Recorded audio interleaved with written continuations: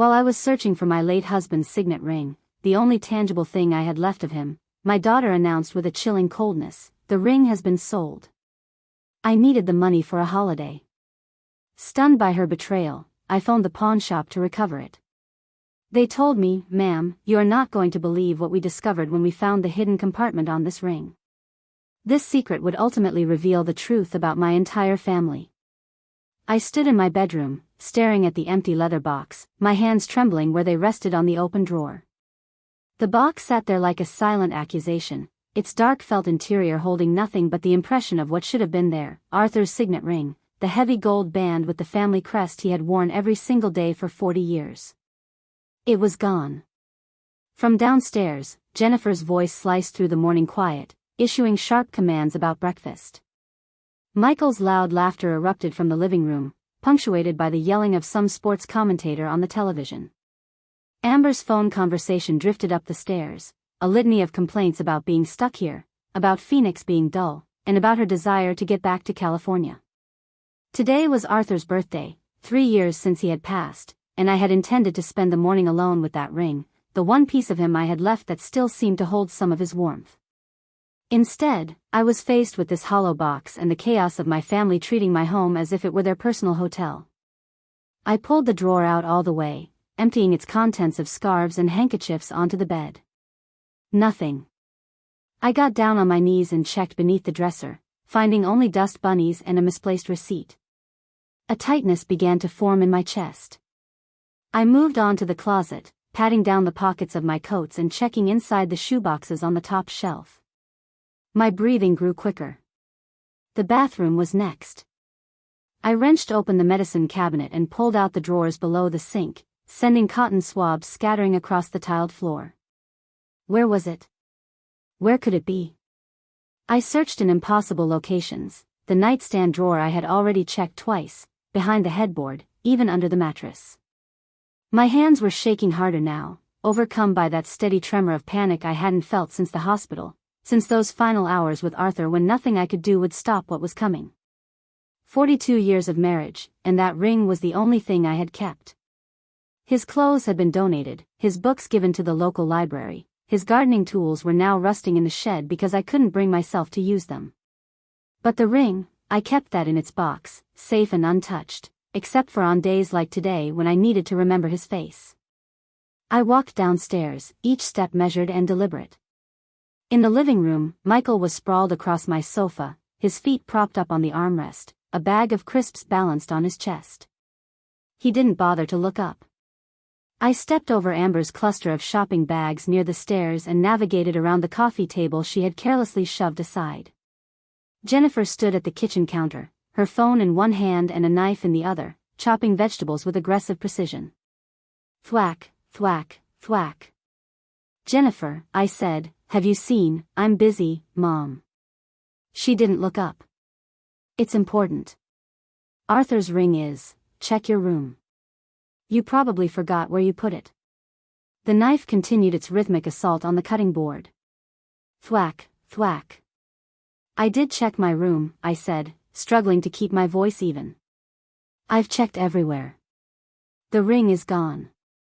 She sighed, that specific, weary exhale she had perfected over the last 2 years since they'd all moved in. It was the one that communicated I was an inconvenience, a burden she had benevolently agreed to bear. "No one wants your old things, Mom." "It was your father's," I managed, my throat feeling tight. "The only thing I kept." "Then you should have been more careful with it."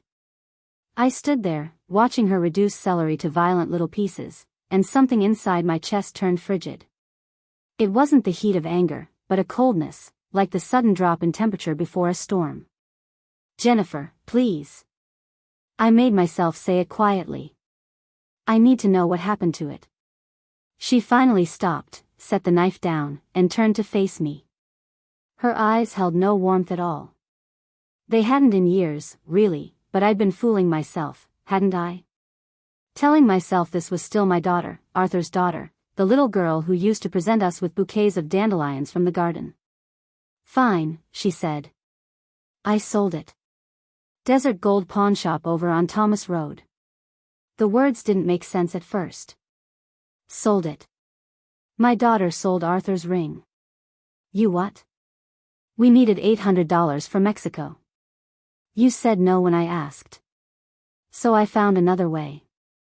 Her voice was devoid of apology, of any recognition that she had done something wrong. She picked the knife up again and resumed her chopping. From the living room, Michael's voice drifted over, lazy and satisfied. It was just sitting there, Clara. Arthur's gone. Dead people don't need jewelry. He didn't even sit up to say it. He kept his eyes glued to the television, scratched his stomach, and reached for another handful of crisps. The casual cruelty of it was somehow worse than if he had been angry or confrontational. This was simply obvious to him. Of course they'd sold it, why wouldn't they? On the stairs, Amber laughed, that bright, hollow sound of someone who finds genuine pain amusing. Grandma, you're being so dramatic. It's just a ring. Mom got us an amazing holiday. I looked at her, really looked at her. 23 years old, Arthur's granddaughter, and she had the same empty eyes as her mother. When had that happened? Or had I simply been refusing to see it all along?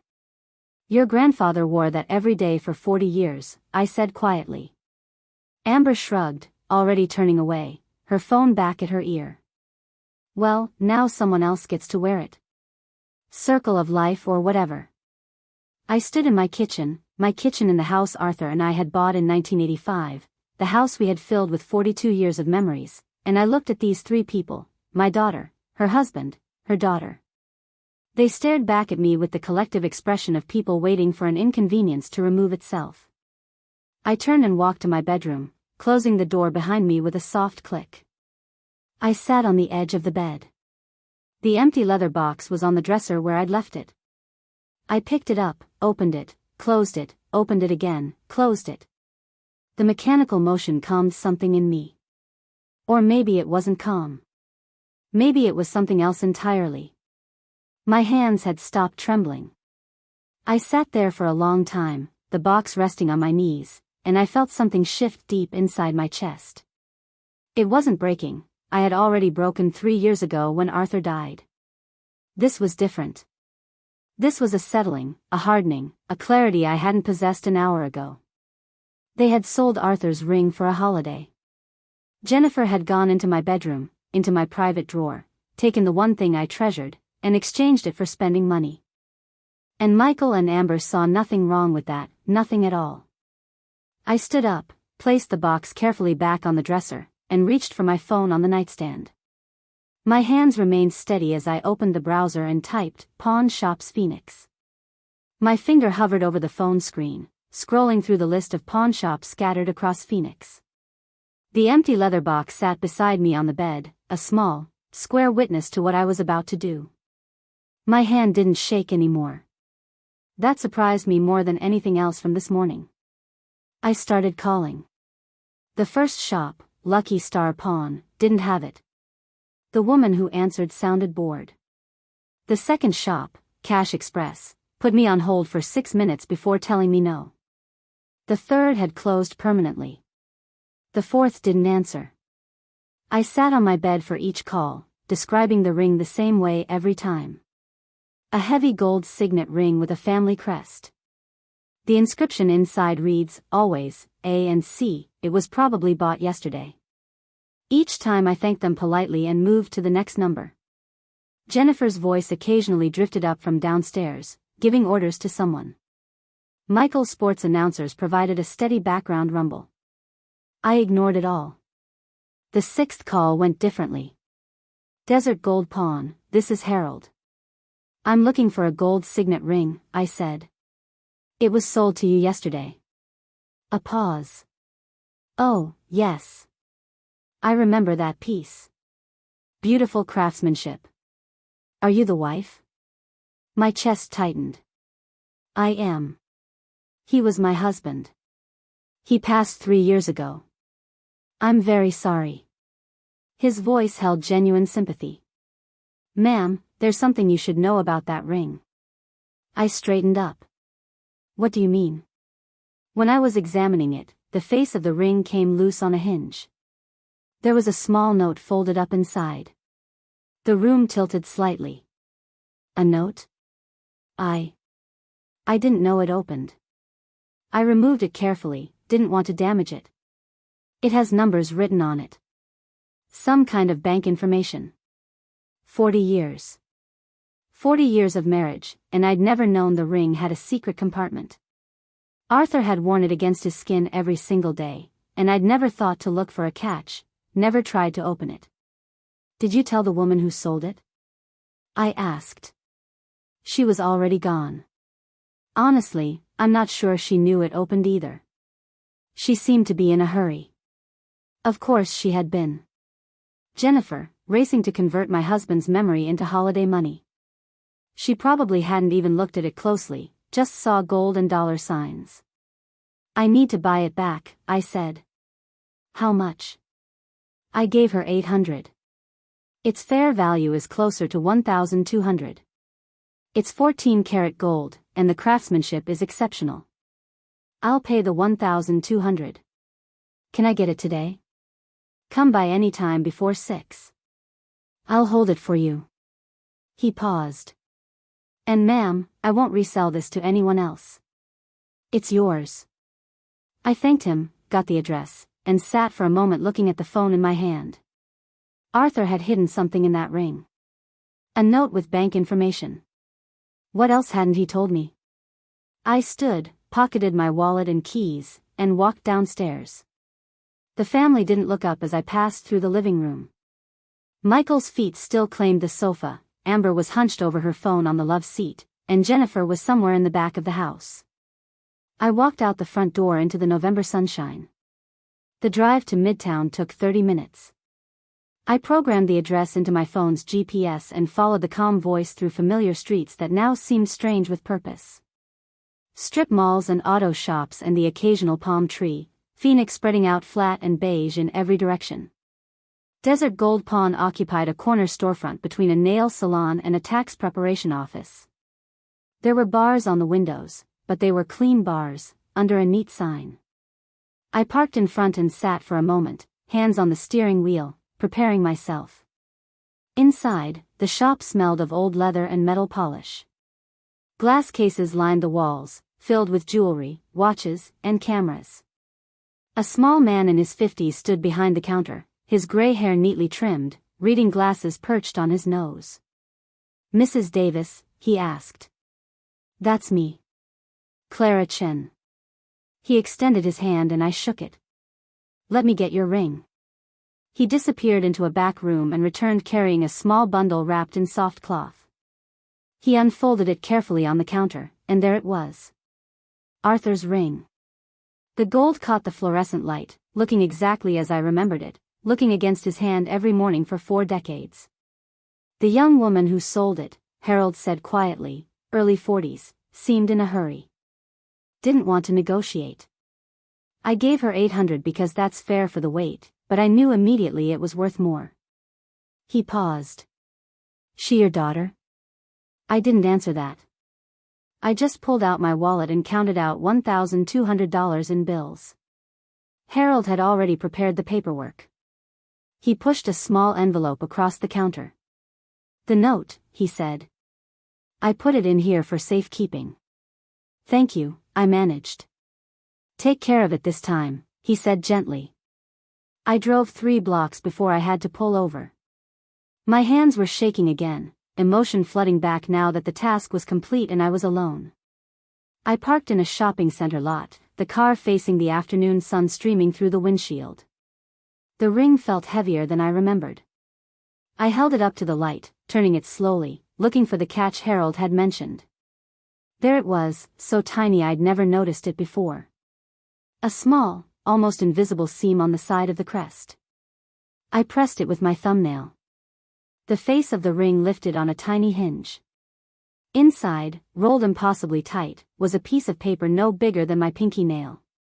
I used my fingernails to extract it, unrolling it carefully against my thigh. Arthur's handwriting, microscopic but unmistakable. Bank of Arizona, Box 4782. I sat in my car, staring at those words until the sun shifted and the windshield glare became too much. Arthur had a safety deposit box at Bank of Arizona, box number 4782, and he'd never told me. I drove home in a daze, parked in the driveway, walked past my family still planted in their same positions like permanent fixtures, and went up to my bedroom. I stood at the window watching the sun sink toward the horizon, the ring clutched in one hand, the note in the other. What had Arthur hidden from me, and why? That night, I didn't sleep. I lay in bed turning the questions over and over, the ring on the nightstand, wondering what other secrets he'd kept. Morning came slowly. I showered, dressed in my good trousers and a silk blouse, and drove downtown to Bank of Arizona's main branch on Washington Street.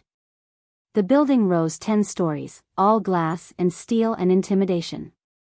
I walked through the revolving door into a marble lobby that echoed with quiet conversations and clicking heels. A young woman at the information desk looked up with a professional smile. Her name tag read Lisa. "I need to access a safety deposit box," I said. "Of course. Do you have the box number and identification?" I showed her Arthur's death certificate. I'd brought it, some instinct telling me I'd need it, and my driver's license. Lisa examined both carefully. "I'll need to see your ID and your husband's death certificate. You're listed as surviving spouse?" "Yes. We were married for 42 years. She typed information into her computer, nodding. The box was last accessed in 2019. 6 years ago. No activity since. 2019, Arthur had been diagnosed in early 2022. He'd set this up 3 years before he got sick, before either of us knew what was coming. "My husband passed in 2022, I said. "He must have set this up before." Lisa's professional mask softened slightly. "Take all the time you need in the privacy room, Mrs. Davis. I'll walk you through the process." She led me through a heavy door into a vault room, walls of metal drawers, each with 2 keyholes. Lisa used her key, and the box number slid out, a long, metal container. She handed it to me. It was heavier than I expected. She guided me to a small, windowless room with a table and chair. "I'll be right outside when you're finished," she said quietly and closed the door. I sat alone, the metal box on the table in front of me, and for a moment, I couldn't make myself open it. My hands rested on either side of it, feeling the cold metal, and I thought about Arthur, 6 years ago, coming to this same room, putting something inside this box, locking it away without telling me. Finally, I lifted the lid. Stacks of cash. $100 bills in envelopes organized with rubber bands. I counted quickly. $20,000 at least, maybe more. And underneath it all, a sealed envelope. My name in Arthur's careful handwriting. Clara. I picked up the letter, held it against my chest with my eyes closed. He'd known. Somehow, he'd known something was wrong. Known I'd need this. Known Jennifer would. My hands found the envelope seal. I broke it carefully, unfolding the paper inside. My fingers broke the seal carefully, the paper crackling in the silence of the privacy room. I unfolded 2 pages covered in Arthur's handwriting, that neat, measured script I'd seen on grocery lists and birthday cards for 42 years. My breathing went shallow as I began to read. "My dearest Clara, if you're reading this, I'm gone and you've found what I've hidden." The first line hit me like a physical blow. His voice came through so clearly I could almost hear it, that slight rumble in his chest when he was serious, the way he'd pause between thoughts. "I saved this money over 30 years, small amounts from each paycheck you never noticed. Don't be angry with me for the secrecy. I did it because I love you, and I know what's coming." I read faster, my hand trembling against the table's edge. "Jennifer has always been difficult. Remember when she was 25 and demanded we pay for her wedding, then didn't invite your sister because she couldn't give an expensive gift? I saw her true nature then, the way she treats people as transactions, the way nothing is ever enough. I did remember. I had been upset for weeks, but I dismissed it as normal wedding stress, mother-daughter tension. I'd made excuses for Jennifer. After I'm gone, she'll see you as nothing more than a resource to drain. Michael will encourage it. He's always been a user, you know that, even if you won't say it. And Amber learns from her parents. I'm sorry to write these things, but you need to hear them. My jaw clenched. Arthur had tried to warn me, subtly, over the years, with little comments I'd brushed aside as over-criticism, as a father being too hard on his daughter. But he had seen clearly what I'd refused to acknowledge. These savings are for you, my dear. $27,000 to protect yourself when you finally see what I saw. Don't let them turn you into a victim. You're stronger than you know. Be strong. Live for yourself. The house, the money, everything, it's yours. You worked for it. Don't let them take it out of guilt or obligation. I stopped reading, pressing the letter against my chest. 27,000. Plus what was in the box. I'd counted quickly, estimated over 20,000 more. Arthur had saved nearly $50,000 without me knowing. How had I not noticed? All those years of him working overtime at the firm, picking up extra projects, and I'd thought it was just his dedication to his work. The final paragraph, I wish I could be there to protect you, but I trust you'll know what to do when the time comes. You've always been thoughtful, methodical, careful. Use those strengths now. Don't be pushed around. And know that I love you more than anything in this world. Forever yours, Arthur. I sat in that small room and reread certain passages, the wedding incident, the warning about Michael, the instructions to be strong. Every word felt like a validation I hadn't known I desperately needed. Arthur had seen everything, understood everything, and he'd prepared for this moment. I folded the letter precisely and placed it in my jacket pocket, over my heart. The cash stayed in the box, it was too much to carry safely, and I wasn't sure yet what I'd do with it. I stood, pushed the chair in, and opened the door. Lisa looked up from her desk. All finished, Mrs. Davis? Yes. Thank you for your help. You're welcome. If you need to access the box again, just call ahead. I walked through the marble lobby, my footsteps echoing. Outside, the afternoon sunlight hit me like a wall, harsh and unforgiving. I sat in my car for 10 minutes, staring through the windshield at the parking garage's concrete wall opposite me, not really seeing it. Arthur, always having my back, even now, even from beyond. I touched the ring, which I'd slipped onto a chain around my neck, and felt the warm metal against my skin. The drive home happened on autopilot, traffic lights, turn signals, merging lanes. At a red light on Central Avenue, I pressed my palm against the letter in my pocket. A horn blared behind me, the light had turned green. I drove forward, my mind processing everything I'd read. Home looked different when I pulled into the driveway. I sat watching through the front window before I got out.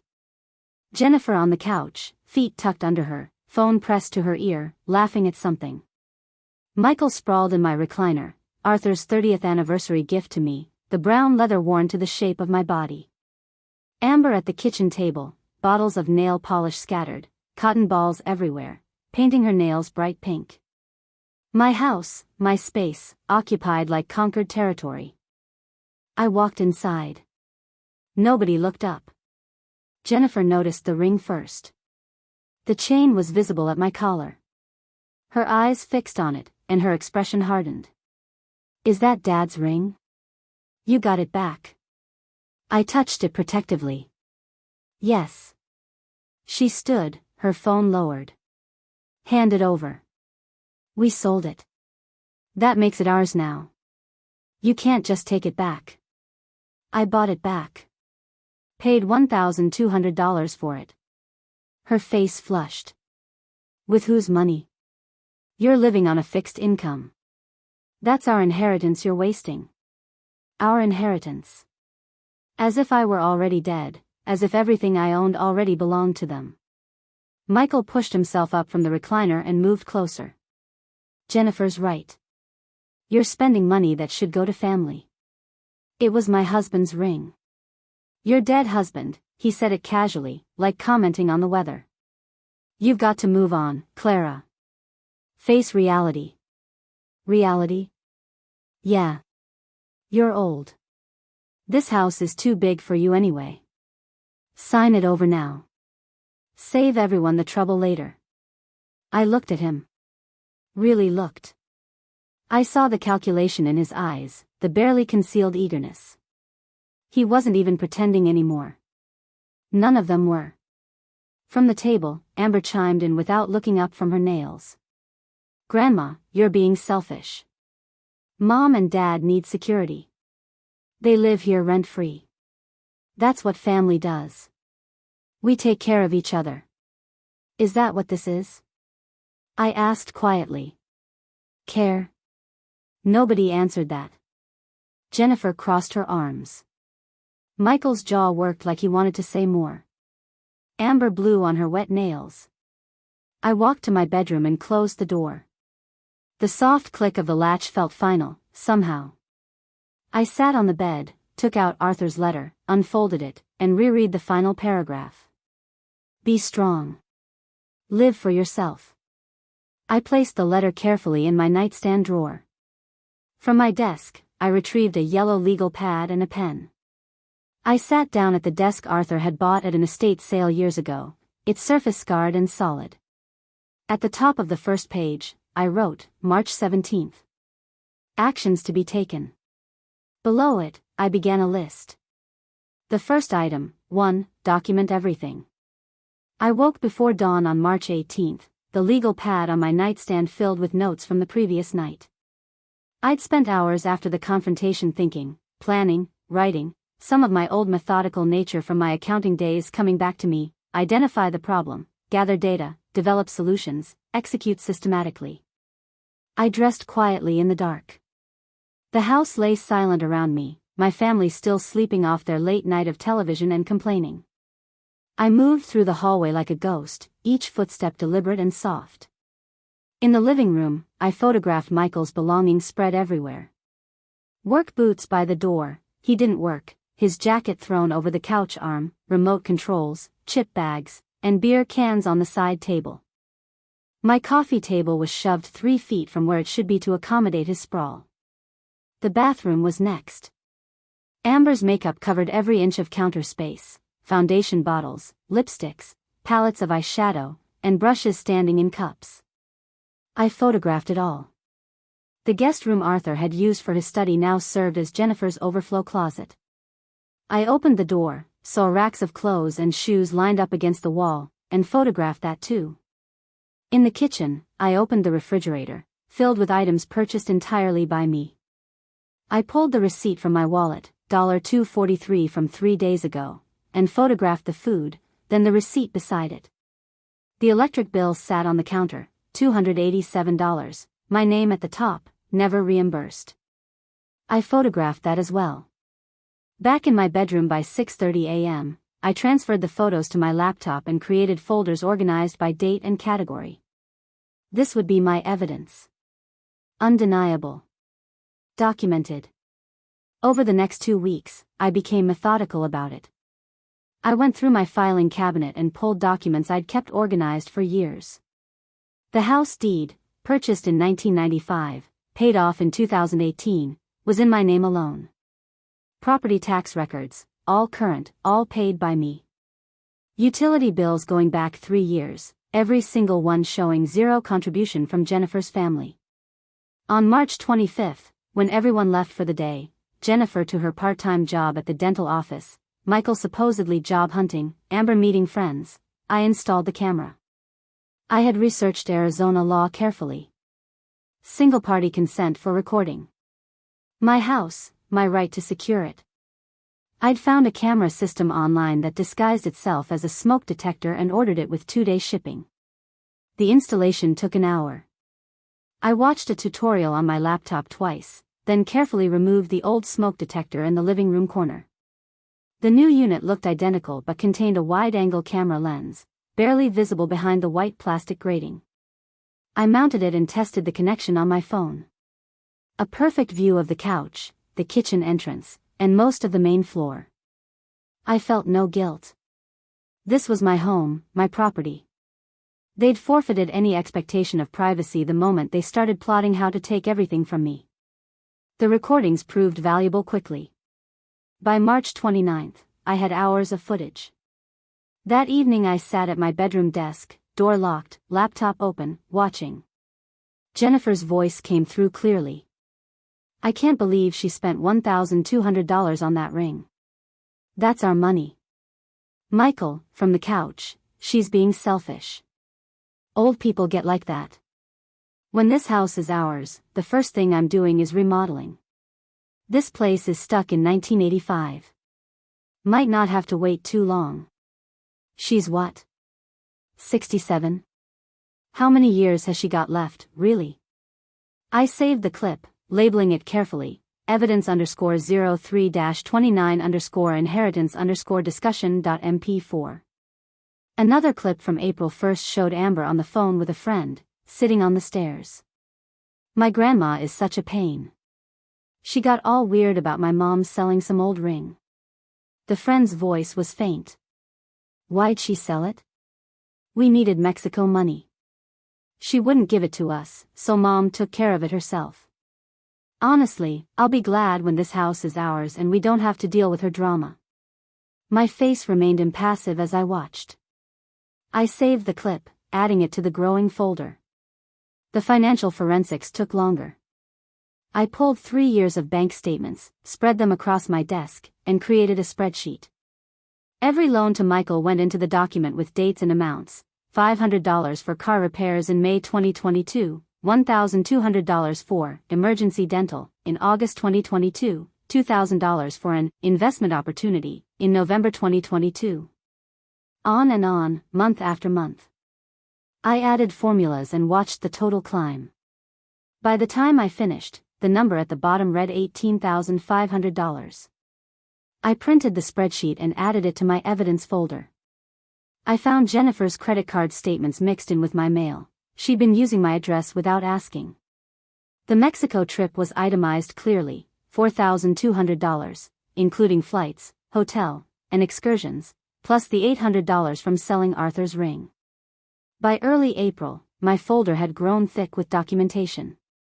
Photographs, videos, financial records, property documents, everything organized with tabs and labels. I sat at my desk one evening, the folder open before me, and knew it was time. I picked up my phone and searched Elder Law Attorneys Phoenix. Patricia Morrison's practice appeared third in the results.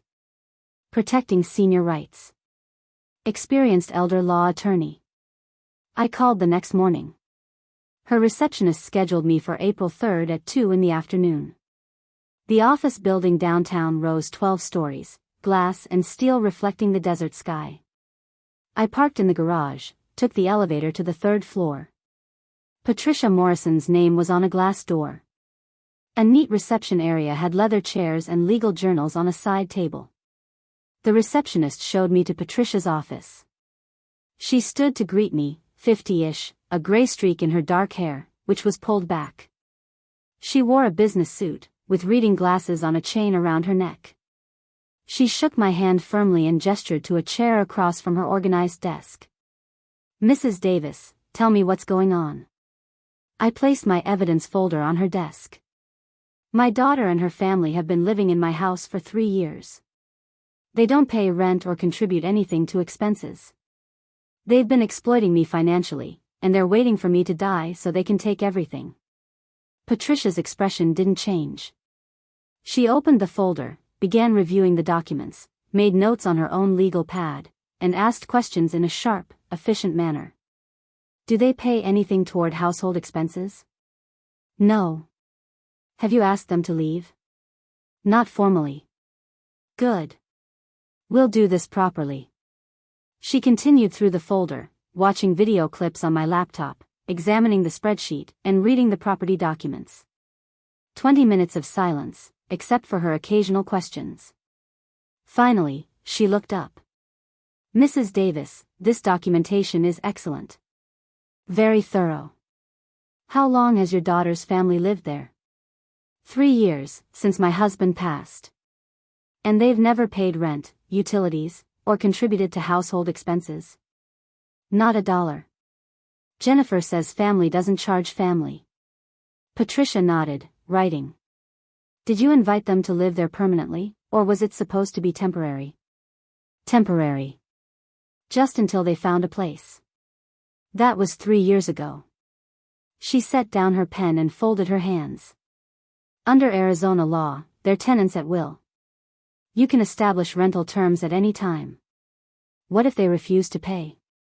Then we have grounds for eviction. But we do this by the book. Everything documented, everything legal. How long does eviction take? If they contest it, maybe 3 months. But with your evidence of their behavior, the financial exploitation documented this thoroughly, I don't think it'll take that long. Most people leave when they realize you're serious. I touched the ring under my shirt, Arthur's presence still guiding me, still protecting. My retainer is $3,000, Patricia said. That covers initial filings, drafting the rental agreement, and the first phase of eviction proceedings if needed. That's fine. She studied me for a moment. You're certain you want to do this? They're your family. My husband warned me this would happen. I should have listened sooner. Patricia pulled a retainer agreement from her drawer and placed it in front of me with a pen. Then let's get to work. I signed with a steady hand, my signature firm across the bottom line, and slid the document back across her desk. She took it and placed it in a folder, her movements precise and professional. I'll have the rental agreement drafted by next week. We'll serve it formally and see how they respond. I stood and shook her hand again. Thank you. Don't thank me yet. This is just the beginning. I walked out of her office into the hallway. The door closed behind me with a soft click that felt like something ending and something else beginning. The war had officially started. A week after signing Patricia's retainer, I sat at my bedroom desk reviewing the rental agreement she'd emailed. 3 pages, professionally formatted, dense with legal language. I read every clause twice, then a third time. Rent, $1,500 monthly, payable by the first of each month. Payment of 50% of utility costs. Respectful behavior toward the property owner and peaceful enjoyment of the premises. 30-day notice period if tenant fails to comply with stated terms. The market rate for comparable space in Phoenix ran around $2,200. Patricia had explained the strategy, make the terms reasonable so no judge could call them punitive. This wasn't about gouging Jennifer. This was about establishing my rights as property owner and their status as tenants. I touched the ring under my shirt. Arthur would approve of this methodical approach. I clicked reply and typed, "This is perfect. Let's proceed." I hit send without hesitation. Patricia arranged for official service. On April 10th at 2 in the afternoon, a woman arrived at my door carrying a leather portfolio, dressed in professional attire, all business. Deborah Klein, Notary Public. Jennifer appeared behind me. Who's this? I stepped aside and let Deborah enter. She moved to the dining table, opened her portfolio, and removed the rental agreement and her notary seal. Jennifer hovered, suspicion radiating from her. "Ms. Thompson, I'm here to serve you with a rental agreement for this property." Deborah's voice carried formal weight. "Please read it and sign acknowledging receipt." Jennifer snatched the document. Her eyes moved rapidly across the first page. Her expression darkened with each line. $1,500 a month? Utilities? This is insane. The document outlines the terms of continued residency, Deborah said calmly. You're not required to agree, only to acknowledge you've received it. I'm not signing anything. Deborah made a notation on her form. Noted. Service is complete regardless. You have 30 days to respond. Jennifer whirled on me. What is this? Some kind of joke? It's a rental agreement. Legally required. We're your family. This house belongs to us. This house belongs to me. The deed is in my name. You're tenants. Tenants? Tenants? How dare you? Michael emerged from the living room, took the agreement from Jennifer's shaking hands, and read it quickly, his face reddening. You're not thinking clearly, Clara. Maybe you need a doctor to evaluate your mental state. My mental state is fine. We'll see what a judge says. Competency hearing. We'll get guardianship. You're welcome to try. He stepped closer, using his height advantage. You have no idea what you're starting, old woman. Deborah gathered her materials efficiently, clearly accustomed to hostile situations. She left without ceremony.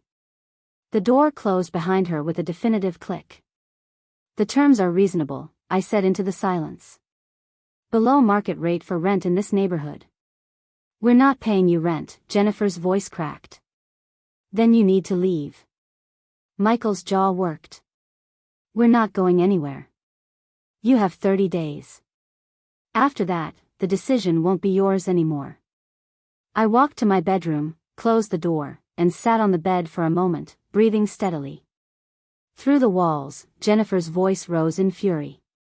Michael's deeper rumble responded. Amber's higher pitch joined the chorus. I had other moves to make. The bank downtown took 30 minutes to reach. I parked in their garage, took the elevator up, and asked for a manager. Marcus, early 30s, professional demeanor, led me to his office. How can I help you today, Mrs. Davis? I slid Jennifer's old signature card across his desk. I need her removed from all access to my accounts. Marcus typed on his computer and frowned. She hasn't accessed the account recently, but there was an attempt last week, on April 3rd. We denied it because she didn't have proper ID, but she claimed to be acting on your behalf. My jaw tightened. April 3rd. The same day I'd met with Patricia. Jennifer had tried to drain my accounts while I was securing legal representation. Remove her completely. New passwords. New security questions. I'll flag the account for fraud attempts as well, Marcus made notes. Would you like documentation of the attempted access? Yes. Print the security log. He did. I added it to my growing evidence folder. The next morning, I met with Andrew Morrison, an estate specialist Patricia had recommended. His office occupied the second floor of a quiet building near Camelback Mountain. Andrew reviewed my existing will, everything to Jennifer, drafted 5 years ago, and set it aside, pulling out fresh documents. You're certain about these changes? Completely certain. I initialed each page. 3 beneficiaries, the Phoenix Homeless Coalition, the Memory Research Foundation, and the Arizona Elder Rights Advocacy Center. Organizations that did actual good in the world. Jennifer would receive nothing. Andrew witnessed my signature, applied his notary seal, sealed the document in an envelope, and handed me a copy. Effective immediately, Mrs. Davis. Thank you. Back home, I avoided the living room where my family congregated. I heard Jennifer on the phone. I know, Mom's lawyer might help. I didn't know Arthur's family attorney, but I doubted he'd take Jennifer's side once he understood the situation. The next few days, I documented everything. Michael accidentally blocking me in hallways. Jennifer going through my mail. I found several pieces opened and refolded, hidden in the kitchen drawer under dish towels, including Patricia's letter with detailed legal strategy. A federal crime. Mail tampering. I photographed the violated envelopes, the hiding place, everything. April 14th, evening. I tried leaving my bedroom for dinner. Michael leaned against the wall directly outside. Excuse me. He didn't move. We need to talk about this rental nonsense. Move. Please. He shifted slightly. Not enough. What if I don't? I'll call the police. He laughed. For what? I'm standing in a hallway. He eventually moved, but the message was clear. The hallway camera captured everything, his deliberate positioning, his refusal to move, his threatening posture.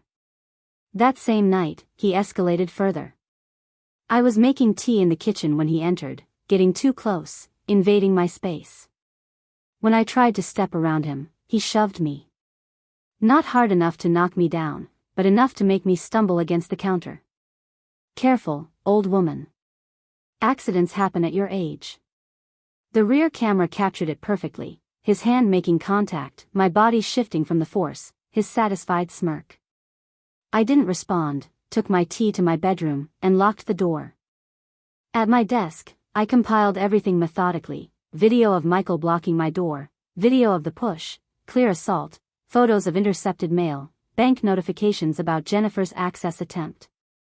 I created a folder, emergency_eviction_evidence, with organized subfolders, and wrote an email to Patricia detailing each violation, attaching the complete folder. Her response came within minutes: "Call me immediately. This changes everything." I called. She answered on the first ring. "Clara, the push is assault, the mail tampering is federal, the bank fraud attempt is elder exploitation." What does this mean? It means we're not waiting 30 days. I'm filing for emergency eviction based on domestic violence and financial abuse. How fast? Court hearing within 2 weeks. Bring all your evidence. They're going to regret escalating this. April 15th. Another notification from my bank appeared in my inbox. Jennifer had made a second attempt to access my account, this time claiming I'd granted her power of attorney. The bank denied it and flagged it as potential elder fraud. I forwarded the email to Patricia. Subject line: escalation. Message body: one word, more. Her reply: this is textbook elder financial exploitation. Combined with the assault and mail tampering, we have an overwhelming case. Start packing their belongings mentally. They're done. I clicked send, watched the confirmation appear, and closed the laptop slowly. Through my bedroom door, Jennifer and Michael's voices rose in argument, planning their next move, no doubt, still believing they held some cards. They had no idea what was coming. The next morning, I walked into my kitchen to find Jennifer sitting at the table with a stranger, a man in a cheap suit, briefcase open, papers spread before him. Jennifer's eyes were red-rimmed, tissues crumpled in her fist. She looked up. "Mom, this is my attorney, Mr. Carlson. We need to talk." Robert Carlson stood and extended his hand.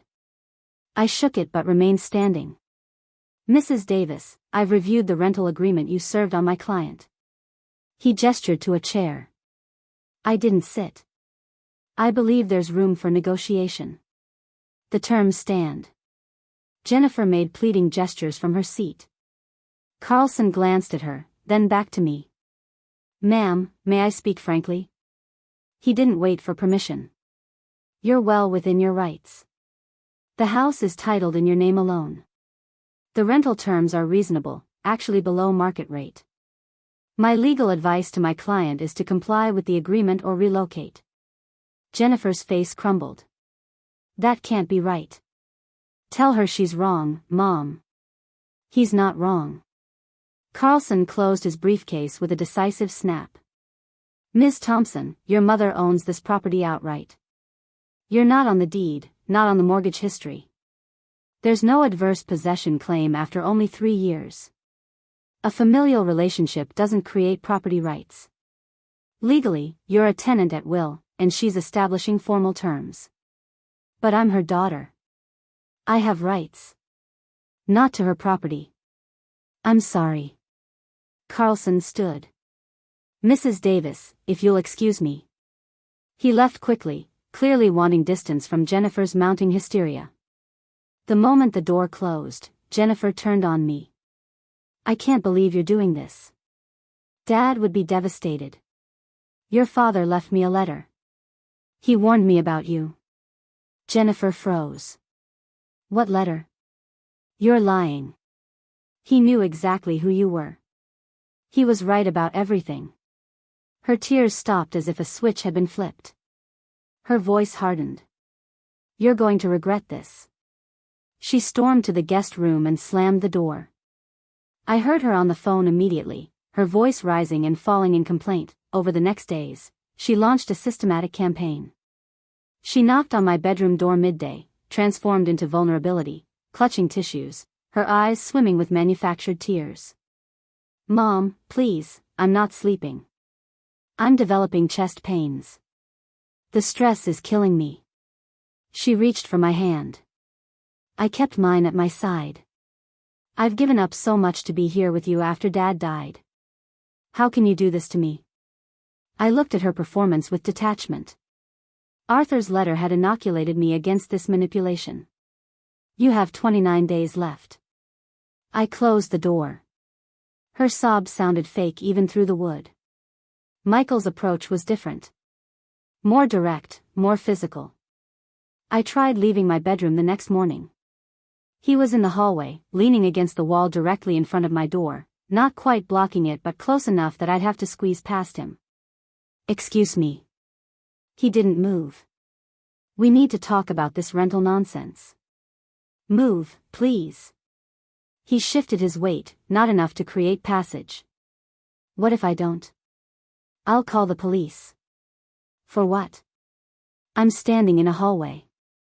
His smile held no warmth. Waiting to use the bathroom. Is that a crime?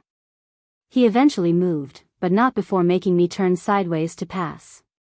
The hallway camera captured his deliberate positioning, his calculated intimidation. That afternoon, I found my mail in the kitchen drawer again. 3 days' worth, including another letter from Patricia. Already opened. My hands shook as I photographed the evidence. Federal mail tampering. I sent the photos to Patricia immediately. The social pressure came from Amber. She'd been posting regularly since the rental agreement was served, crafting a narrative of victimhood for her followers. My neighbor, Mrs. Chen, approached me at the mailbox. Clara, I saw some posts online.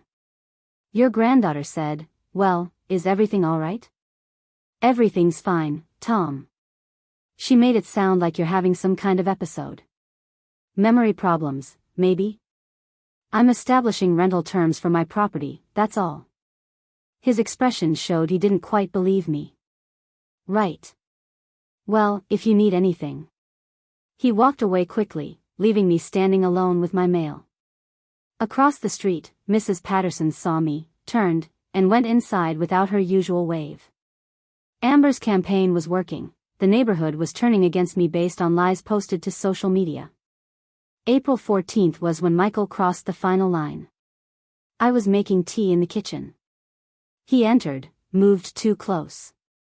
When I tried to step around him, he put his hand on my chest and pushed.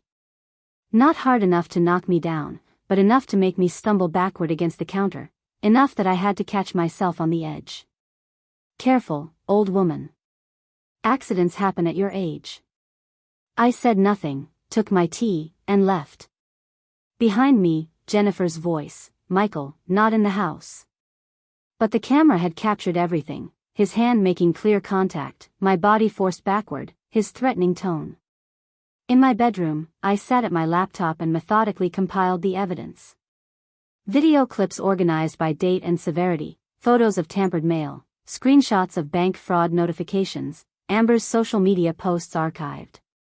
I created a comprehensive timeline document, cross-referencing each incident with supporting evidence. Everything organized, everything documented, everything ready for court. I emailed the complete package to Patricia. Her response came quickly. Perfect timing. Emergency hearing is scheduled for May 2nd. 2 weeks away. They won't know what hit them.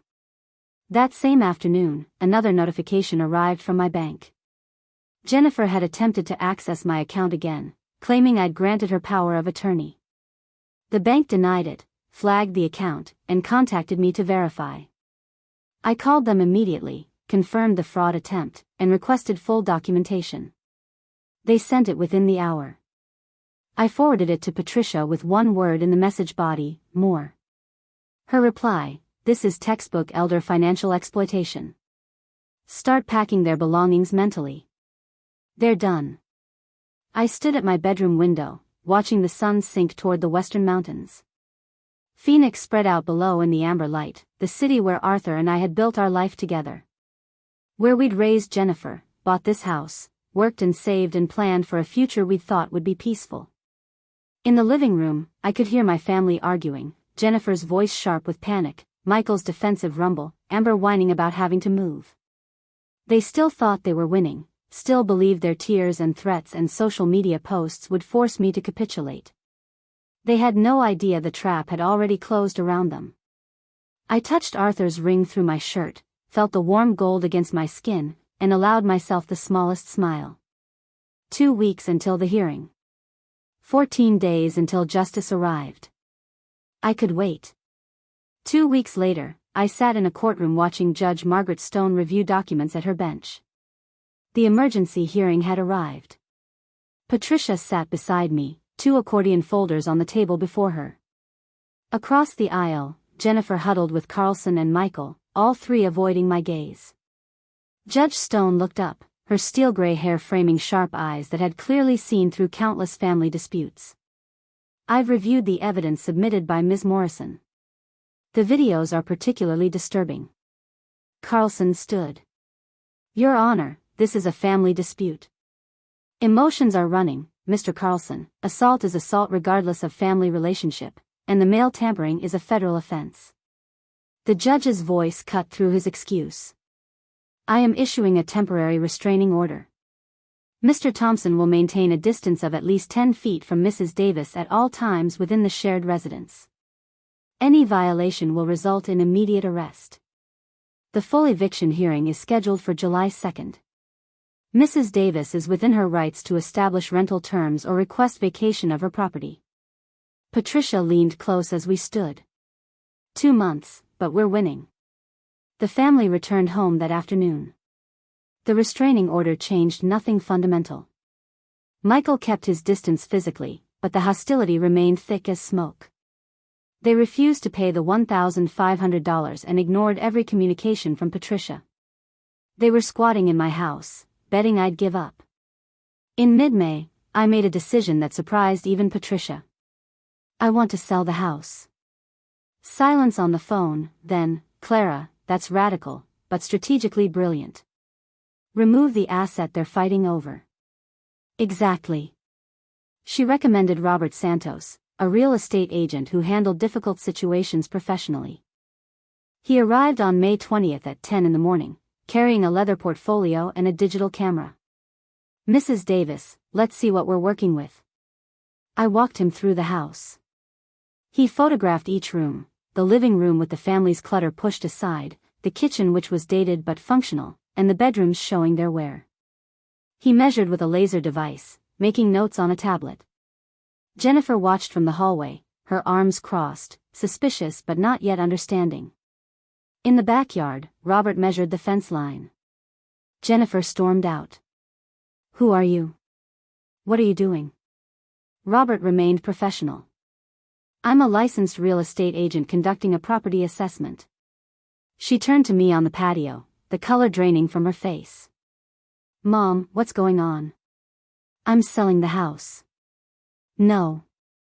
No, you can't.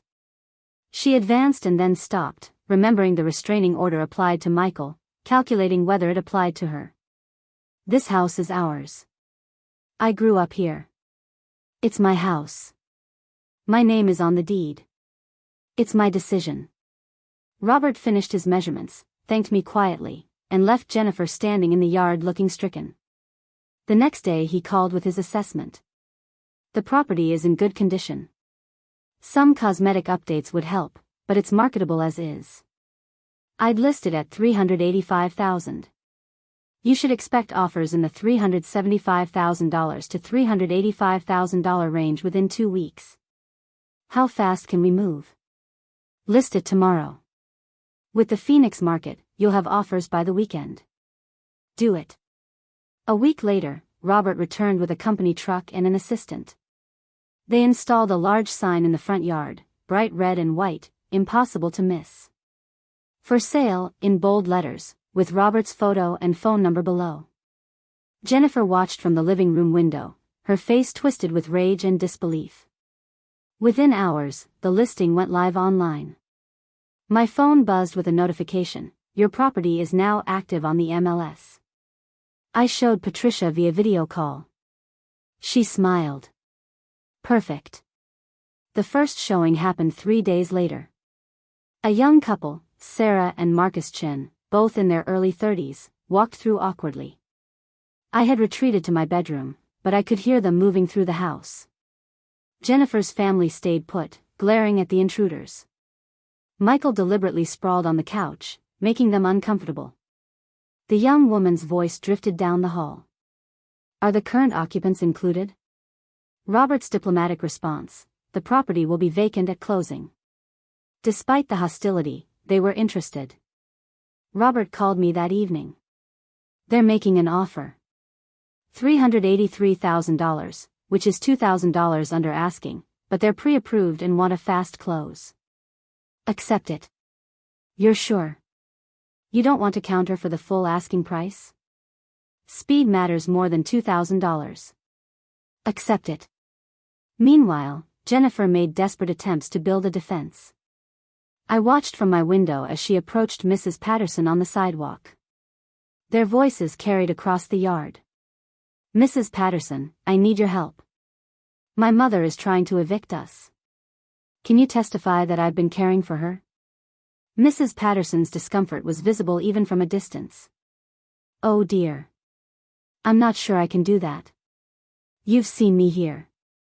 You know I take care of her. Jennifer, honey. I've seen you and your family living in her house. I haven't seen much caring, if I'm honest. You don't understand the situation. I think I understand it just fine. Mrs. Patterson walked away quickly. Jennifer tried 2 more neighbors with similar results. Nobody would testify to something they hadn't witnessed. In late May, I met Robert at a coffee shop to finalize the acceptance. He spread the purchase offer across the small table, multiple pages of legal documents, and pointed to signature lines highlighted in yellow. Initial here, here, and here. Sign at the bottom. I picked up his pen, a heavy silver instrument. I initialed 3 pages carefully. I signed my full name on the acceptance page. Clara Davis. My signature was firm, unhesitating. Robert countersigned as the agent and slid the documents into his portfolio. I'll submit this to their agent today. Closing is scheduled for August 15th. We shook hands.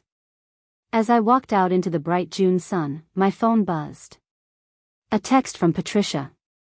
July 2nd is 3 weeks away. Are you ready? I typed back one word. Yes.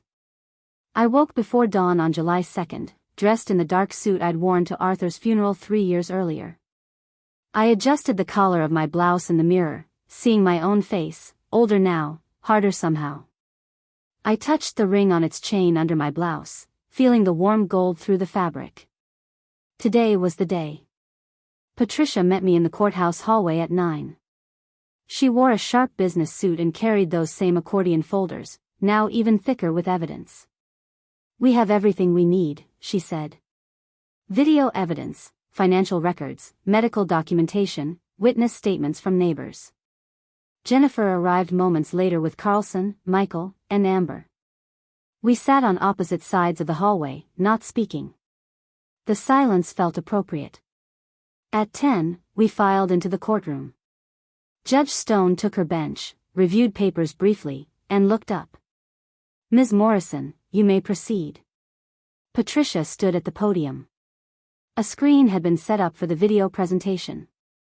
She played the clip of Michael pushing me against the counter. The judge leaned forward, watching intently.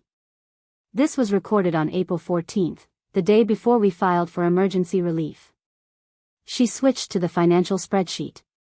These are documented loans totaling $18,500 over 3 years. Not $1 was repaid. Next came my medical records. Blood pressure 150/95, documented stress-related symptoms. Physician's notes indicate the patient reports a hostile home environment. Each piece built an undeniable narrative. Carlson stood when Patricia finished, attempting to humanize Jennifer. Your Honor, my client has been living in her childhood home. There was an understanding, Judge Stone interrupted. Was there a written agreement establishing this understanding? No, but verbal agreements about property occupation need to be formalized. Mrs. Davis attempted to do exactly that with the rental agreement. Your client refused. She gestured for him to sit. I've heard enough. The courtroom went still. I've reviewed all submitted evidence. The financial exploitation is clear and documented. The video evidence shows a pattern of intimidation and harassment. Judge Stone looked directly at Jennifer. Ms. Thompson, you were given reasonable rental terms. You refused. You were given multiple opportunities to vacate voluntarily. You refused. Jennifer's hands gripped the table's edge. I'm granting the eviction. You have 30 days, until August 1st. If you're not out by then, the sheriff will execute the order. Jennifer started crying. Michael stared straight ahead, stunned. Amber reached for her phone before the bailiff cleared his throat meaningfully. Outside the courtroom, Jennifer approached me in the hallway. Her face was blotchy, her mascara smeared. Mom, please don't do this. We'll change, we'll pay the rent. It's too late for that. Where are we supposed to go? That's not my problem anymore. How can you be so cold? We're your family. I looked at her, really looked, seeing Arthur's features in her face but none of Arthur's warmth. You had 3 years after your father died to act like family. You chose to act like parasites instead. She recoiled as if I'd slapped her. Patricia touched my arm. Clara, we should go. The sale moved forward on its own timeline. In mid-July, a home inspector walked through, with Sarah and Marcus Chin following. Jennifer's boxes were already stacked in corners, the reality of departure setting in. The inspector checked electrical panels, plumbing, the foundation. The water heater is older. The roof has maybe 5 years left. Nothing major. Sarah asked me quietly, have you lived here long? 40 years. Built most of the deck myself. Marcus smiled. It's a good house. Solid. It deserves a family that will appreciate it. Sarah understood what I wasn't saying. We'll take good care of it. That's all I ask. July 31st, one day before the deadline. A rental truck appeared in the driveway. I stayed in my bedroom, door closed, listening to the sounds of departure. Furniture scraping across floors, boxes thudding, Jennifer's voice giving sharp orders, Amber complaining about heavy lifting. Neighbors watched from their yards, witnessing the family's exit. A knock on my door. I opened it. Jennifer stood there, exhausted, defeated, covered in sweat and dust. Are you happy now? You got what you wanted. I didn't want this. You forced it. I'll never forgive you. I don't need your forgiveness. I have Arthur's approval. That's enough. Her face hardened. I hope you're satisfied. I'm not satisfied, but I'm free. She turned away. Minutes later, the truck's engine roared to life. I watched from my window as it pulled out of the driveway, taking my daughter away, perhaps for the last time. The house felt different immediately, lighter, the air moved more freely. I walked through the empty rooms as evening lights slanted through the windows. Every footstep echoed. In the living room, deep scratches scored the hardwood where the couch had been dragged.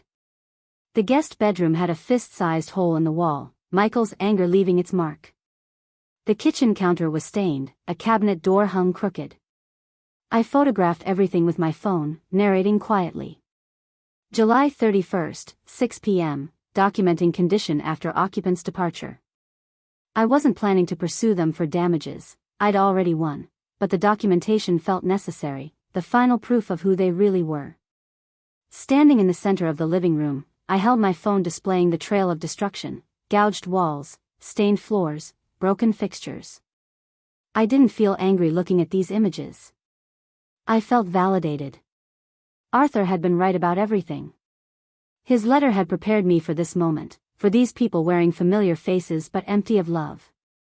Through the front window, the "For Sale" sign stood in the yard with a red, "Sold" writer attached at the top. 4 weeks until closing. 4 weeks until I left this house forever. I touched the ring one more time, then walked to my bedroom to begin my own packing. The quiet was extraordinary. After 3 years of chaos and voices and demands and hostility, the silence felt like a gift. I was free. 3 days after the family left, I sat at my laptop in the empty house, browsing real estate listings in Scottsdale. The silence echoed around me, footsteps, breathing, the click of keys, all amplified by absence. My packed boxes lined the walls, a lifetime compressed into cardboard. I'd set specific search parameters: 2-bedroom condo or apartment, safe neighborhood, under $200,000. Starting over at 67, entirely on my terms. The first property I viewed felt wrong, too modern, all glass and steel, no warmth. The second was on the ground floor, which made me uneasy after years of feeling vulnerable in my own home. Then the realtor showed me a second-floor apartment in a quiet Scottsdale complex. It's a 55-plus community. Very quiet, very secure. I stepped onto the balcony. Mountain views, an afternoon breeze, other residents my age walking dogs below. The complex had a security gate, cameras, a community room I'd probably never use. "Can we make an offer today?" She looked surprised. "Of course. What are you thinking?" "Full asking price, cash, no contingencies."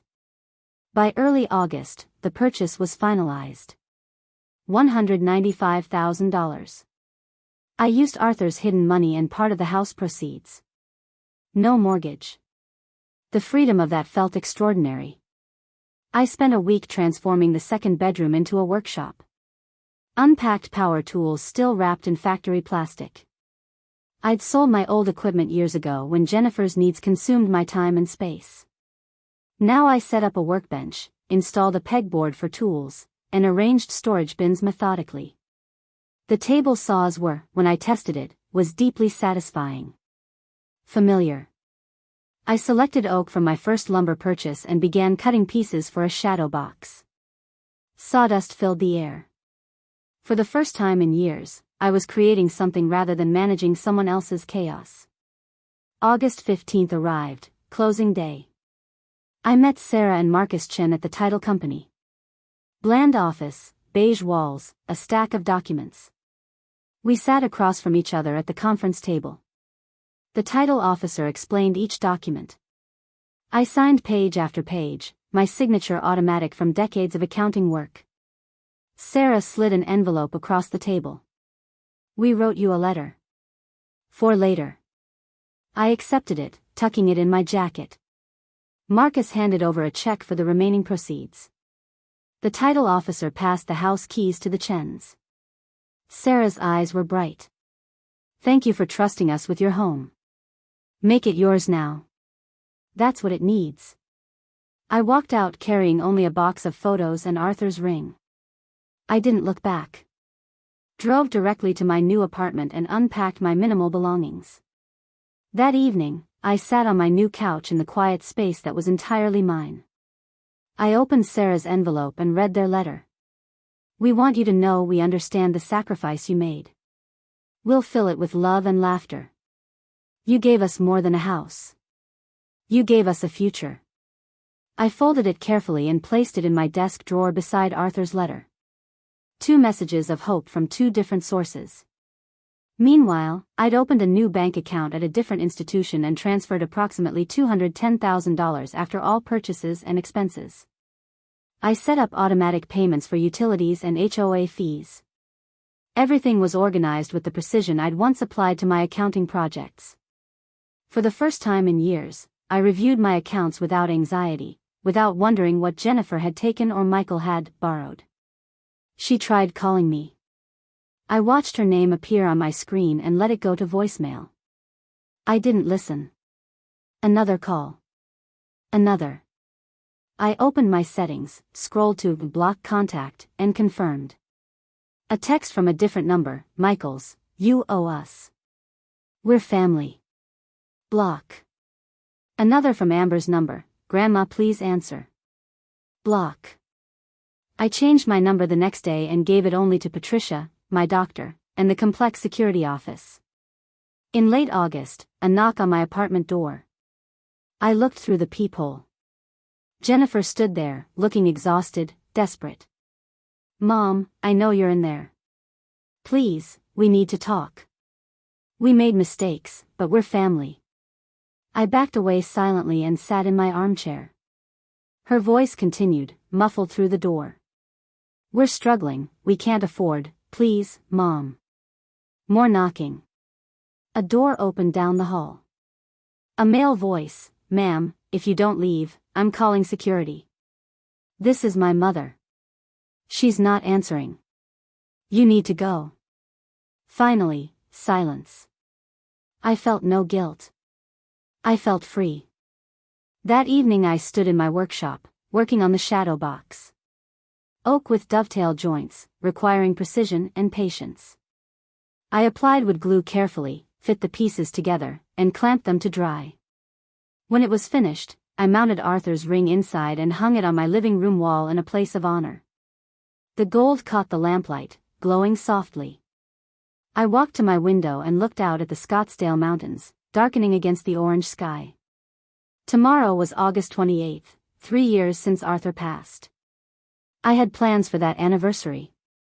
Good plans, peaceful plans. 2 days before Arthur's anniversary, I sat in Patricia Morrison's office one last time. She slid a document across her desk, my newly finalized will. "It's official. Everything goes to the 3 charities as you specified. Your daughter is explicitly excluded with an explanation that she's already received what you consider her fair share during your lifetime." I read the relevant section aloud quietly. "To my daughter, Jennifer Davis Thompson, I leave nothing, as she has already received substantial financial support during my lifetime and has demonstrated through her actions that she values my assets more than our relationship." I initialed each page and signed all 3 copies. Patricia and her paralegal witnessed. The notary seal was applied. "You're protected," Patricia said. She showed me another document, a medical report from a geriatric specialist. "Jennifer tried to file for guardianship, claimed you were mentally incompetent to manage your affairs." I wasn't surprised. I arranged for a comprehensive evaluation. The results: cognitively sharp, physically healthy, fully competent. Her petition was dismissed immediately. I felt vindicated but not shocked. I'd always known I was fine. Jennifer was the one who was broken. Patricia handed me another letter. "This came from Carlson yesterday, requesting family mediation to repair relationships." I read it once. The desperation was transparent. Jennifer needed money and hoped reconciliation might lead to some inheritance. "No," I said simply. "I'll draft a response declining. The matter is closed. Thank you, Patricia. For everything." She smiled. "It was my pleasure, Clara. You deserve justice." August 28th arrived, 3 years exactly since Arthur's death. I woke before dawn in my new apartment and made coffee in my small kitchen. The familiar ritual felt right. I carefully removed Arthur's ring from the shadow box and held it in my palm. The metal was cool, the family crest on its face perfect. I opened it. The tiny space where his note had been hidden was empty now, but I remembered every word. I sat in my armchair, the ring in one hand, his letter from my desk drawer in the other, and read it again. "Be strong. Live for yourself." I did it, Arthur, I whispered to the quiet room. "I'm free." Tears came, not from sadness, but from release. He'd saved me even after death, given me permission to choose myself over obligation. "You were right about everything. Thank you for not giving up on me." I returned the ring to its place of honor on the wall, where it caught the morning light. That afternoon I met Diane Morrison at a Starbucks in Scottsdale, an old friend from my accounting days, someone I'd lost touch with when Jennifer's family consumed my life. She was there first, with her gray hair and warm smile. We shook hands, the gesture turning into a brief hug. "I tried calling you a few times over the years," Diane said as we sat with our coffee. "It always went to voicemail. I was occupied. My daughter and her family moved in after Arthur died. Understanding dawned in her expression. Ah, that kind of occupied. We talked for 2 hours, about Arthur, about old accounting projects, about Diane's grandchildren. Finally, I said, I'm living alone now, by choice. Diane grinned. Good for you, Clara. That wasn't living before. No, but it is now. How about bridge next Thursday? Prepare to lose. You're on. It was the first social engagement I'd made for myself in years. That evening I stood in my workshop, working on an oak box. Dovetail joints requiring precision and patience. I'd built the shadow box for Arthur's ring.